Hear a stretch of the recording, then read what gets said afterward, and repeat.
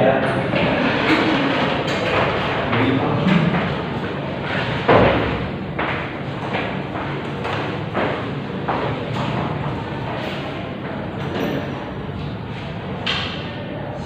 warahmatullahi wabarakatuh. Waalaikumsalam warahmatullahi wabarakatuh. Selamat pagi semuanya. Pagi. Gimana kabar kalian hari ini? Alhamdulillah sehat. Alhamdulillah sehat ya. Semoga senantiasa dalam lindungan Allah Subhanahu wa taala. Selalu dan diberikan kelancaran dalam belajar. Amin. Sudah berdoa? Belum. Doa dulu. Ya. Coba kelasnya. Sandi. Ayo Mas, doa dulu Mas. Baik teman-teman, sebelum kita mulai pelajaran kita berdoa menurut kepercayaan masing-masing. Berdoa dimulai.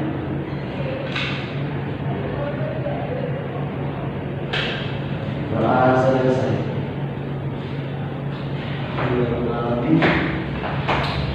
Pagi ceria semuanya. Insya Allah ceria. Tadi di jalan, alhamdulillah nggak ada kendala. Iya. Kegerimisan doang sih dikit. Luar biasa. Ini Mas Faisal diam aja, apa udah sarapan belum? Kebetulan belum Pak. Sarapan dulu dong biar strong. Udah Pak. Ya, baik. Bapak absen dulu ya. Ya Pak. Anandia Suwandaru. Hadir. Andri Agustian. Hadir Pak. Kojan Habibi. Masuk Pak, masuk. Kemana? Sakit Pak. Sakit ya, mau izin ya. Iya. Faisal Hadir. hadir. Iya. Hadir semua. Nah, itu pausan Pak tadi. Aja Kojan dong ya. Sakit. Baik, pada pagi hari ini Bapak akan mengulas sedikit tentang teks eksposisi. Ada yang tahu apa itu teks eksposisi? Belum Pak. Belum. Marilah kita ulas bersama-sama. Siap. Teks eksposisi.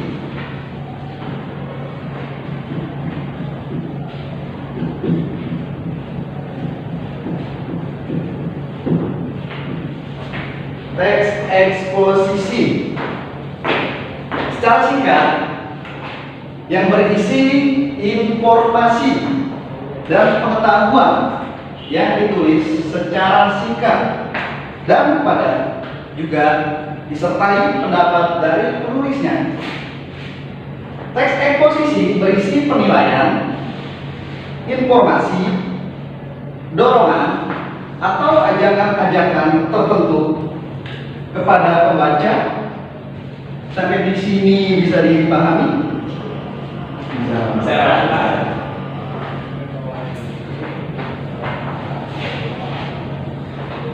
Apa sih tujuan teks eksposisi itu? Untuk memberikan informasi. Cakep.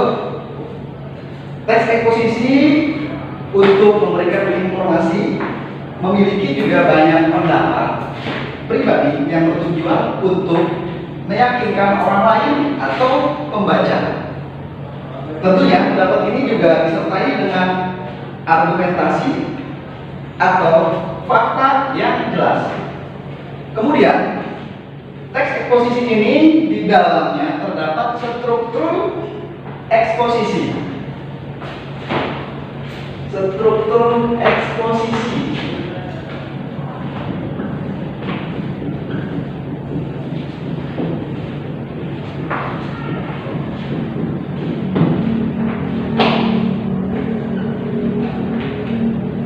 Nah, struktur eksposisi ini ada 3 penyusunan. Yang pertama ada tesis.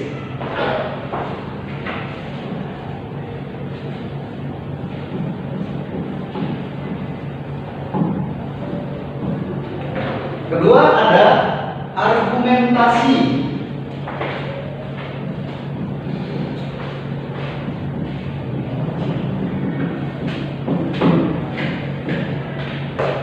Ketiga ada penegasan ulang. atau penegasan kata ulang pendapat.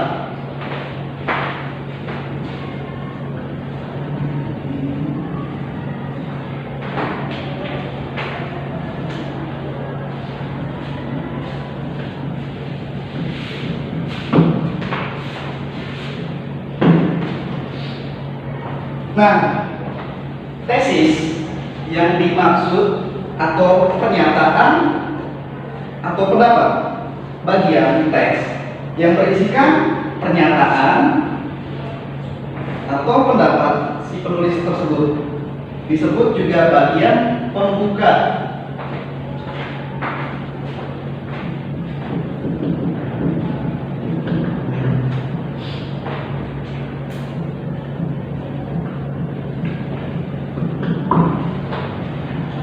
Nah, kemudian argumentasi.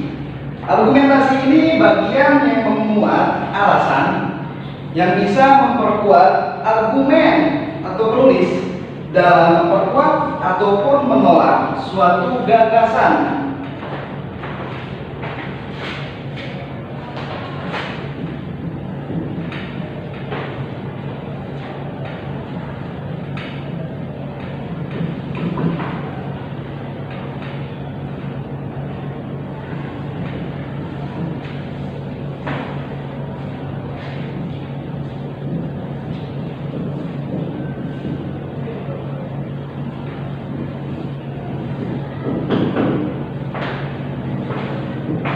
Nah, yang terakhir yaitu penegasan ulang atau pendapat reiteration, bagian yang berisi penegasan ulang pendapat penulis.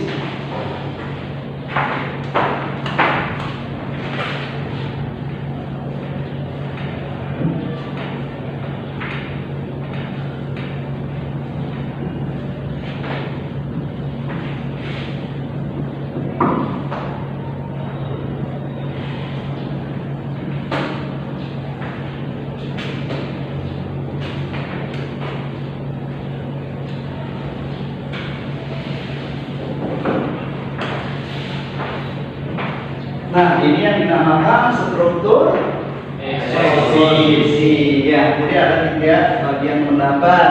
Yang pertama ada tesis, kedua argumentasi, dan yang terakhir penegasan ulang. Ya, bisa dipahami? Bisa. Oke, baik. Dengan penjelasan tadi mengenai struktural, nah kemudian selanjutnya kita bahas mengenai ciri-cirinya. Ciri-ciri teks eksposisi. Nah, menjelaskan mengenai tentang informasi pengetahuan. Salah satunya ada gaya informasi yang mengajak.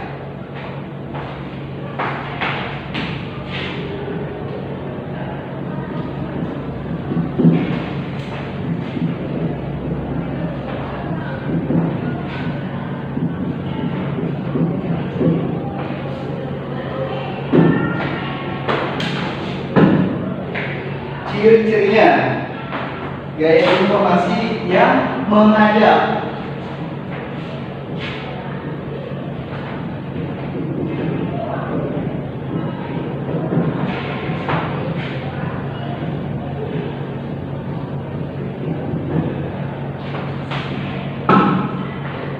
Yang dimaksud gaya informasi mengajak ini yaitu gaya bahasa yang membujuk atau mengajak, mempengaruhi orang-orang melakukan bujukannya atau ajakannya. Nah, biasanya menjawab pertanyaan apa, siapa, kapan, di mana, mengapa, bagaimana. Misalnya, apa yang bisa saya bantu? Kemudian, siapakah namamu, wahai anak muda? Lalu, kapankah kita dapat bertemu lagi? Kemudian, di manakah rumahmu? Mengapa kamu pergi begitu saja? Dan bagaimana kamu bisa tahu hal itu? Nah, itu gaya bahasa yang mengajak atau mempengaruhi orang-orang agar melakukan rujukannya atau ajakannya. Nah, kemudian contoh eksposisi berita. Nah, berita ini berisi tentang pemberitaan mengenai suatu kejadian atau jenis ini banyak ditemukan pada surat, kabar, dan lain-lain. Nah, itu juga termasuk gaya bahasa yang mengajak. Nah, kemudian ada juga gaya bersifat informatif.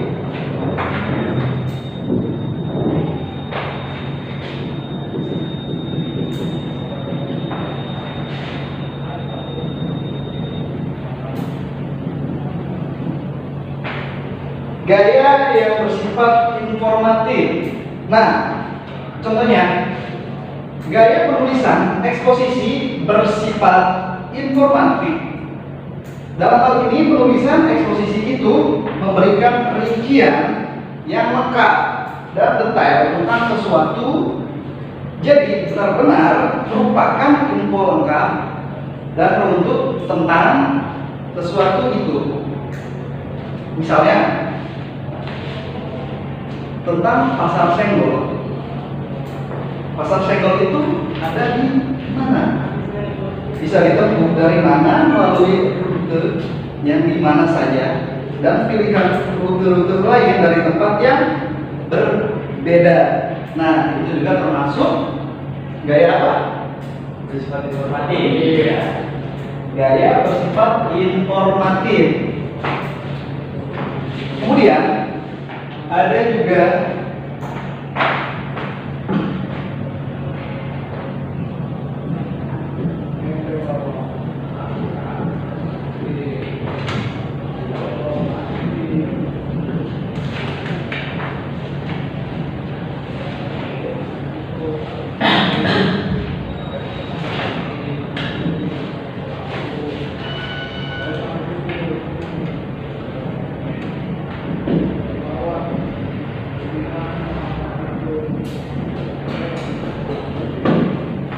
nah, kemudian juga ada penyampaian secara lugas serta memakai bahasa baku.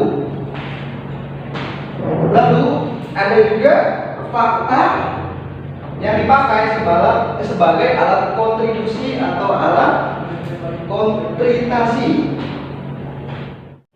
Baik, itulah tadi pembahasan mengenai ciri-ciri teks eksposisi.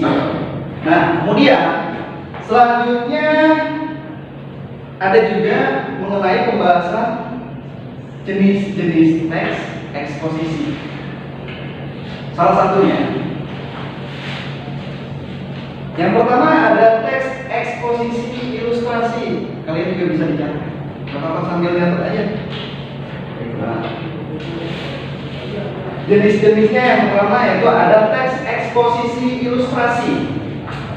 Teks eksposisi ilustrasi ini menggunakan penggambaran sederhana atau bentuk konkret dari suatu ide, mengilustrasikan suatu yang mempunyai kesamaan sifat menggunakan frase atau penghubung. Kemudian selanjutnya ada teks eksposisi berita.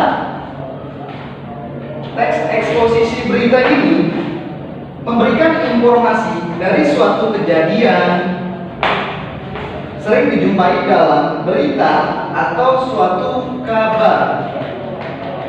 Nah, berikutnya teks eksposisi perbandingan yang mencakup tentang merangkai ide atau gagasan pada kalimat utama dan metode perbandingan.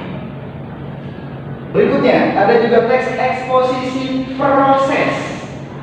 Ada yang tahu apa itu teks eksposisi proses? Tidak. Nah, tidak. Teks eksposisi proses ini yang berisi mengenai panduan atau tata cara membuat segala sesuatu.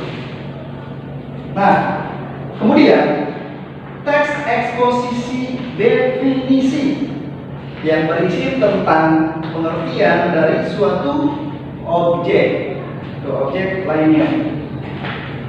Nah, selanjutnya ada juga teks eksposisi pertentangan yang berisi pertentangan antara sesuatu objek dengan objek yang lain.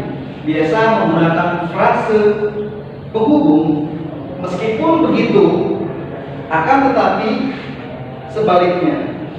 Dan yang terakhir, teks eksposisi analisis, proses memisahkan suatu masalah dari suatu gagasan utama menjadi beberapa subbagian, kemudian melakukan pengembangan secara berurutan. Nah, itulah dari bagian pembahasan tentang mengenai teks eksposisi. Bisa dipahami sampai sini? Bisa, Pak. Alhamdulillah.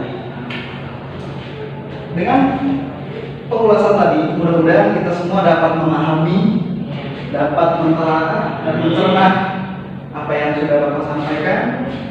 Mudah-mudahan bermanfaat. Kurang lebihnya mohon maaf. Bapak akhiri. Assalamualaikum warahmatullahi wabarakatuh. Waalaikumsalam warahmatullahi wabarakatuh.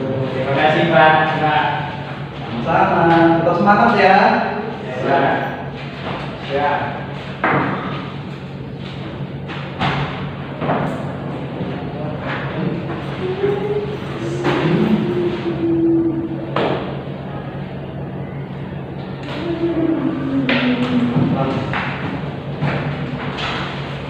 Assalamualaikum. Waalaikumsalam.